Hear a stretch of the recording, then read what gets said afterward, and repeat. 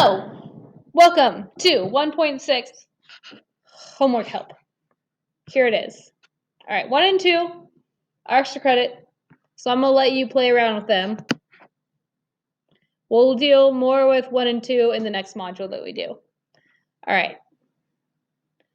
So, 3 through 6. This is what we did at the end of class, or similar. So you have to say whether or not the relationship is a function. If it's not a function, you can just say that, and then you're done with that problem. And then if it is a function, is it linear, exponential, or quadratic? And then describe the type of growth. And then express the relation in the indicated form. So this time they're going to tell you, like, graph it, or make a table, or whatever. Write an equation. Okay? So reference the table that we used in class. I posted it on Canvas in modules. It's called function table notes. Yes, function table notes. Okay, so number 3, you guys can handle it, I think. I would say make a table to get yourself organized, but then you do have to graph it. You can graph it on a separate sheet of paper if you don't want to try and mess with it online. Number 4, you're writing an equation. Don't let the fractions scare you. You can do it. All right, what I wanted to go is, I want to go to number 6. Okay. So it says speed in miles per hour of a baseball versus the distance. Okay, so our x-axis, which you can't see, this is speed, and this is your y-axis, which is distance. So I'm going to make myself a little table. Little table. First of all, it looks like it's a function, right? Every input only has the one output. It looks like it's a function. So A would be yes, but then we can prove it by making a table. Let's do x and f of x. All right, and then I'm just going to pull points off of the graph and put them on my table. So x is 85, y is 220. Okay, when the speed is 90,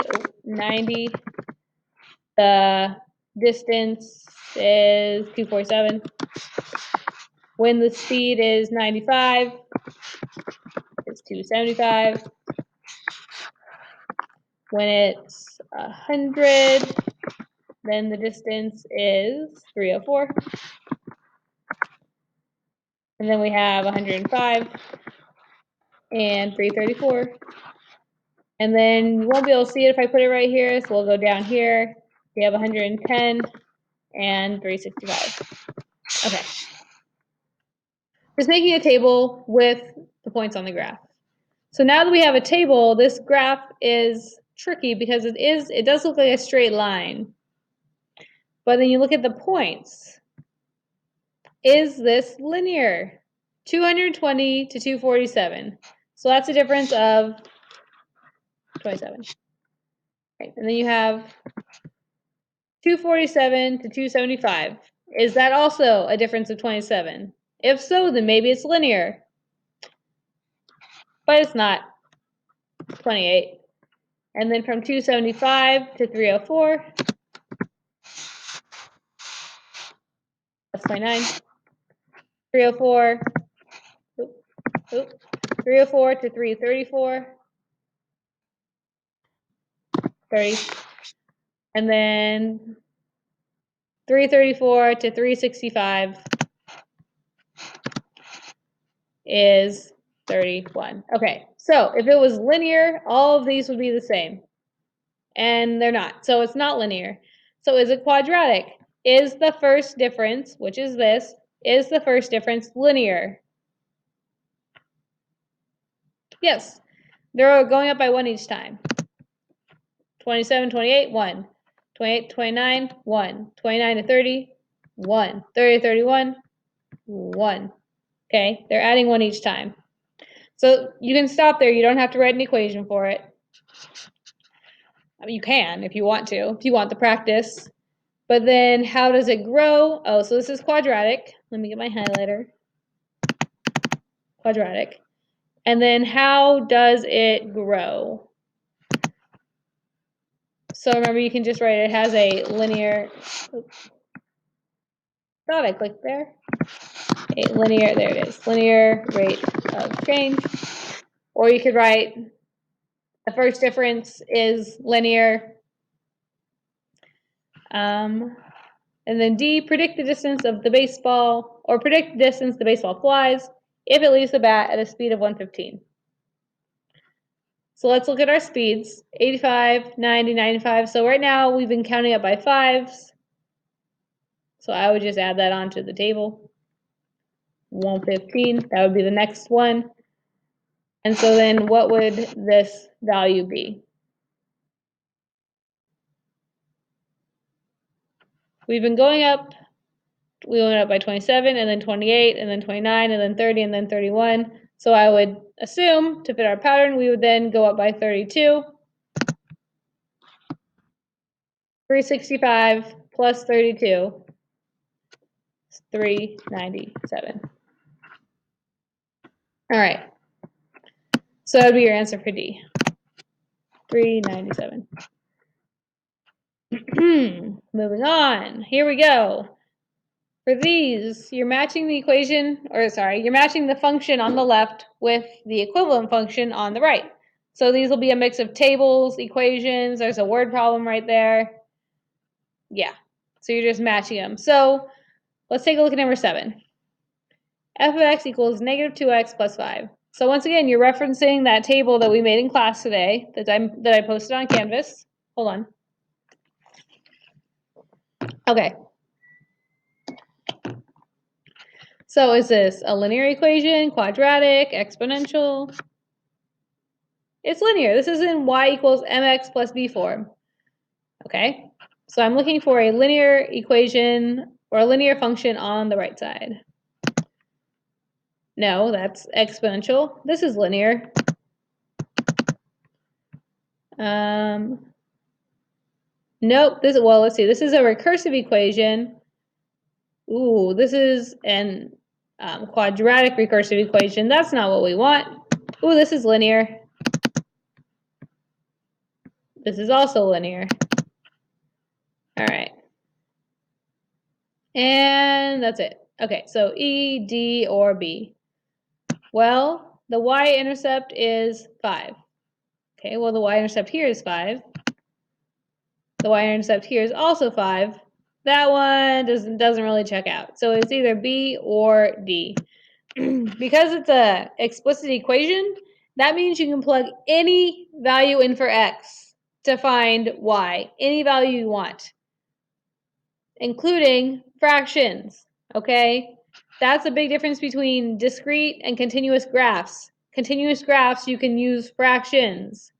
So like if I plug in 1/2 for x, negative 2 times 1/2 is negative 1 plus 5 is 4. Okay, that's not a point on this graph.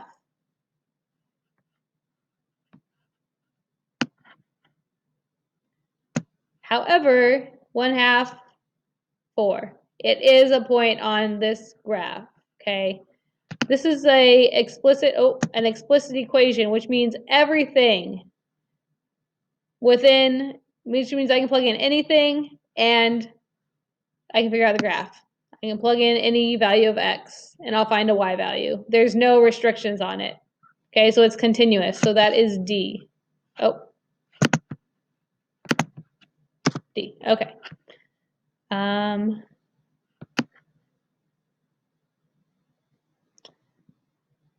Let me see. I'm looking to try and see what other one I want to do with you. Let me look.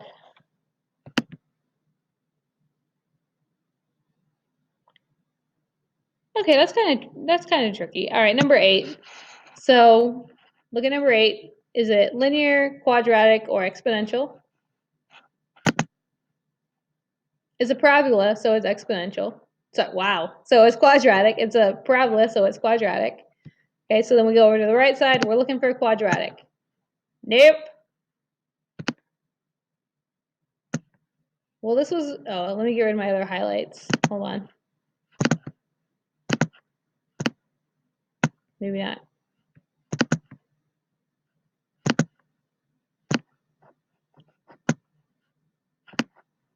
Uh-oh, maybe I can just highlight a different color. Okay, we'll do that. So this is quadratic. It's a quadratic recursive. This one, if you multiply them together, it will also be quadratic.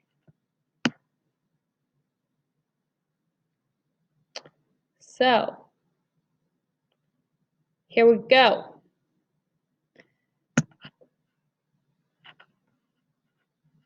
Let me see. Which one is that one, actually? Hold on. I'm checking an answer. I'm cheating. Oh, okay.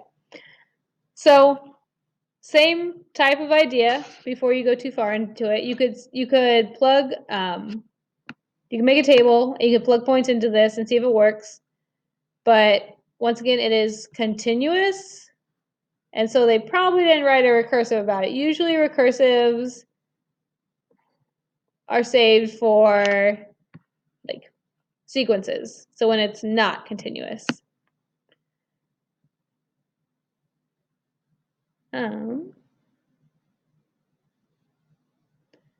So then here we go. If we were to multiply this out, actually we don't even have to do that. You could multiply it out, or you could just substitute in points and see if that works. So let's go, x is -3, y is 0. Okay. X is -3, so that would be 3, I said -3. -3 minus 1 is -4 times -3 plus 3 is 0, which would just be -4 times 0 is 0. So when x is -3, is y 0? Yes. Okay, so that checks out. So that is F. So then this would be F. Oh.